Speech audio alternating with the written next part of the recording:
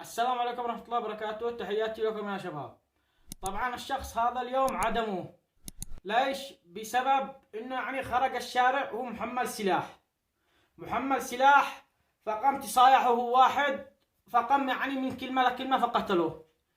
فانا اشتي اوجه رسالة للشباب: اكبر غلط انك تخرج معك سلاح، لانه تخرج الشارع معك سلاح فلقى معك السلاح ابليس يزيد عليك، راح حصلت كلمة كذا ولا كذا ما تدري الا وقتلت بعدين تندم.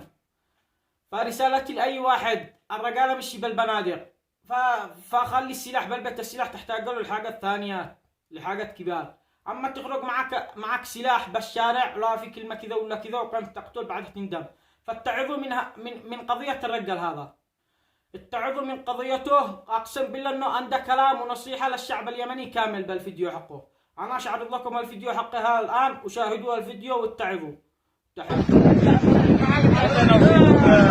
الصبر والاحتساب والاقدار هذا نحاس ونازل، كلنا راح من هذه الدنيا، الواحد يتزود من هذه الدنيا بما يرضي الله.